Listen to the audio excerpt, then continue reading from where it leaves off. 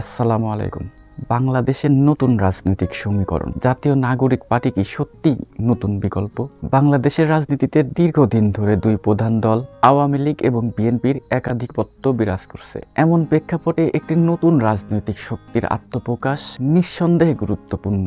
সাম্প্রতিককালে ছাত্র জনতার আন্দোলনের ধারাবাহিকতায় গঠিত জাতীয় নাগরিক পার্টি বা এনসিপি আসলে কি বাংলাদেশের রাজনৈতিক অঙ্গনে পরিবর্তনের একটা বার্তা নিয়ে এসেছে, নাকি এটি কেবল আরেকটি রাজনৈতিক প্রক্রিয়ারই অংশ? এই বিষয়ে আজকে রুদ্ধশ্বাস অনুসন্ধান করব। আমি মাশফিক হেলাল আমন্ত্রণ জানাচ্ছি নতুন একটি ভিডিওতে। কেন এই জাতীয় নাগরিক পার্টি? গত কয়েক মাসে বাংলাদেশের রাজনৈতিক পরিস্থিতি এক নজিরবিহীন পরিস্থিতির মধ্যে দিয়ে অতিবাহিত হয়েছে। বিশেষ করে জুলাই অভ্যুত্থানের পরে দেখা গেছে তরুণদের রাজনৈতিক চেতনা এবং সম্পৃক্ততা আগের চেয়ে অনেক বেশি বৃদ্ধি পেয়েছে। এই প্রেক্ষাপটে গঠিত জাতীয় নাগরিক পার্টি দাবি করেছেন তারা বর্তমান বাংলাদেশের যে রাজনৈতিক শূন্যতা সেটি পূরণ করবে এবং গণ অভ্যুত্থানের যে আকাঙ্ক্ষা সেটি বাস্তবায়ন করবে। কিন্তু প্রশ্ন হলো, এই দলটি কতটা শক্তিশালী ভিত্তির উপরে দাঁড়িয়ে আছে? বিশ্লেষকদের মতে নতুন দল গঠনের একটি প্রধান চ্যালেঞ্জ হলো রাজনৈতিক কাঠামোর মধ্যে টিকে থাকা এবং স্বতন্ত্রভাবে বিকশিত হওয়া।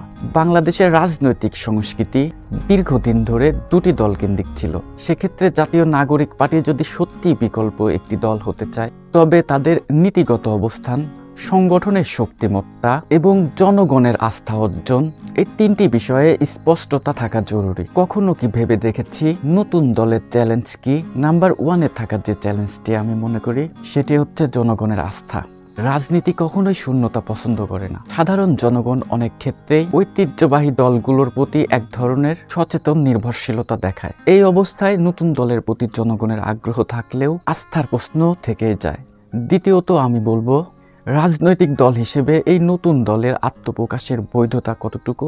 বাংলাদেশের রাজনৈতিক বাস্তবতায় বহুবার দেখা গেছে নতুন দল গঠন করা হলেও তারা মূল ধারায় প্রবেশ করতে পারেনি।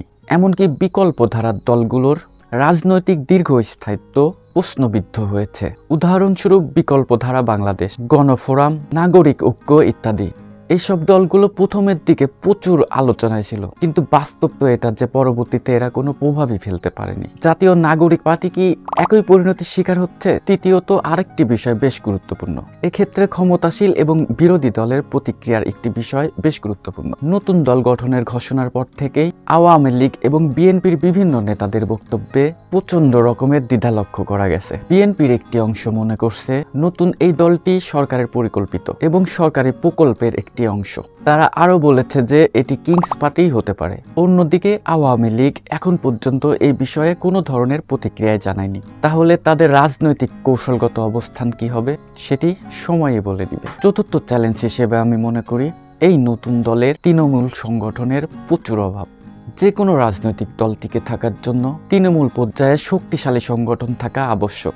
এই দলটি যদি সত্যি বড় পরিসরে টিকে থাকতে চায়, তাহলে নেতৃত্বের গণ্ডি পেরিয়ে মাঠ পর্যায়ে সংগঠন বিস্তৃত করতে হবে। এখন পর্যন্ত দলটির সাংগঠনিক কাঠামো কতটা শক্তিশালী সে সম্পর্কে কোনো স্পষ্ট ধারণাই নেই। আমরা কখনো কি ভেবে দেখেছি যে এটি কিংস পার্টি নাকি এটি একটি গণতান্ত্রিক বিকল্প? নতুন রাজনৈতিক শক্তি গড়ে ওঠার সাথে সাথে প্রশ্ন উঠেছে, জাতীয় নাগরিক পার্টি কি স্বতঃস্ফূর্ত রাজনৈতিক উদ্যোগ, নাকি এটি কোনো বিশেষ মহলের সহায়তায় গঠিত হচ্ছে? কিংস পার্টি সাধারণত একটি স্বৈরাচারী রাজনৈতিক কাঠামোর বৈধতা দিতে গঠিত দলকেই বোঝায়। বিএনপি সহ অনেক রাজনৈতিক দল মনে করছে অন্তর্বর্তী সরকারের ছত্রছায়ায় গঠিত একটি রাজনৈতিক দল এই কিংস পার্টি। তবে বাস্তব পরিণতি বলছে বর্তমান সময়ে নানা প্রকারের রাজনৈতিক শক্তির সহায়তায় গঠিত বর্তমান সরকার এবং এদের মধ্যে মতাদর্শগত বিরোধ রয়েছে। ফলে সরকার সমর্থিত কিংস পার্টি এটি গঠনের তত্ত্ব কতটা বাস্তবসম্মত তা নিয়ে বিতর্ক থাকছেই। অন্যদিকে রাজনৈতিক বিশ্লেষকগণ মনে করেন তরুণদের হাত ধরে একটি নতুন শক্তির আত্মপ্রকাশ বাংলাদেশের রাজনীতির জন্য ইতিবাচক। কিন্তু এই দল আদৌ প্রতিষ্ঠিত দলগুলোর ছায়ামুক্ত থেকে বিকাশ লাভ করতে পারবে কি সেটি দেখার বিষয়। এই জাতীয় নাগরিক পার্টির ভবিষ্যৎ কি? বাংলাদেশের রাজনৈতিক প্রেক্ষাপটে জাতীয় নাগরিক পার্টির আত্মপ্রকাশ এক নতুন মাত্রার যোগ করছে, কিন্তু এটি বাস্তব অর্থে রাজনৈতিক বিকল্প হয়ে উঠবে নাকি ইতিহাসের পাতায় হারিয়ে যাবে সেটি বেশ কিছু জিনিসের উপরে নির্ভর করবে। আমি এখন সেগুলো বলবো। প্রথমত, এরা কি জনগণের আস্থা অর্জন করতে পারবে? তৃণমূল পর্যায়ে এদের সংগঠনের কি বিস্তার লাভ করতে পারবে? তারা আদর্শিকভাবে কতটা স্বাধীন এবং শক্তিশালী হতে পারবে?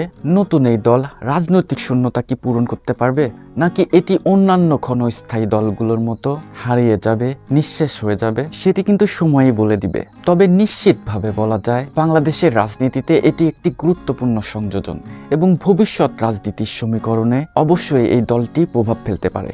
আপনার মতামত কি?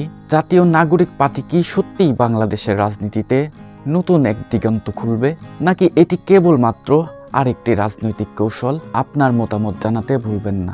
লাইক, কমেন্টস এবং শেয়ার দিয়ে পাশেই থাকুন। দেখা হবে ভিন্ন কোনো ভিডিওতে, ভিন্ন কোনো শিরোনামে। সে পর্যন্ত ভালো থাকবেন। আল্লাহ হাফেজ।